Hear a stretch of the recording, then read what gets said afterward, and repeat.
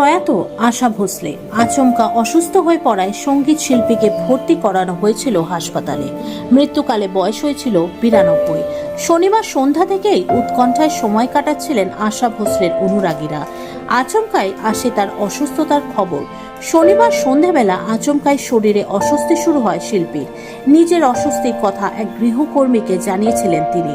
তখনই হৃদরোগে আক্রান্ত হন তিনি। এমনটাই খবর ছড়ায় হাসপাতাল সূত্রে। যদিও পরে এক স্যান্ডেলে তার নাতনি জনায় ভোসলে লেখেন, আমার ঠাকুরমা খুবই ক্লান্ত, ফুসফুসেও সংক্রমণ হয়েছে, তাই ভর্তি করানো হয়েছে হাসপাতালে। সবাইকে অনুরোধ, দয়া করে আপাতত আমাদের একা ছেড়ে দিন, আমাদের গোপনীয়তাকে সম্মান দিন। শিল্পীর পরিবার ও অনুরাগীরা আশা করেছিলেন খুব তাড়াতাড়ি সব ঠিক হয়ে যাবে।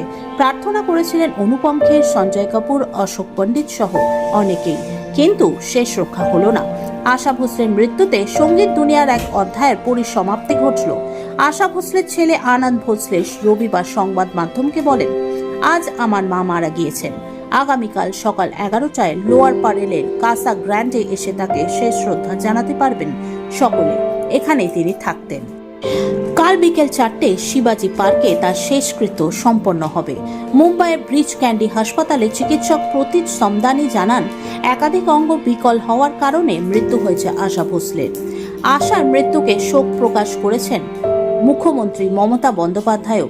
তিনি এক স্যান্ডেলে লেখেন, মহান সঙ্গীত প্রতিভা আশা ভোসলের প্রয়াণে গভীরভাবে শোকাহত। গায়িকা হিসেবে তিনি ছিলেন একজন অনুপ্রেরণা, যিনি প্রজন্মের পর প্রজন্ম আমাদের হৃদয় রাজত্ব করেছেন। শিল্পীর সঙ্গীত জীবন নিয়ে মুখ্যমন্ত্রী আরও লেখেন, তিনি বহু বাংলা গানও গেয়েছেন এবং বাংলাতেও অত্যন্ত জনপ্রিয় ছিলেন। 2018 সালে আমরা তাকে বঙ্গবিভূষণ সম্মানে ভূষিত করতে পেরেছিলাম। তার পরিবার, সহকর্মী এবং সারা বিশ্বের লক্ষ লক্ষ ভক্তদের প্রতি আমার আন্তরিক সমবেদনা। আশা ভোসলের অসুস্থতার আরোগ্য কামনা করে একটি পোস্ট করেছিলেন প্রধানমন্ত্রী নরেন্দ্র মোদীও। তিনি সমাজ মাধ্যমে লিখেছিলেন, আশা ভোসলেজি হাসপাতালে শুনে গভীরভাবে চিন্তিত ও দ্রুত সুস্থতা কামনা করছি। শিল্পীর প্রয়াণের শোকের ছায়া ভারতীয় সঙ্গীত জগতে।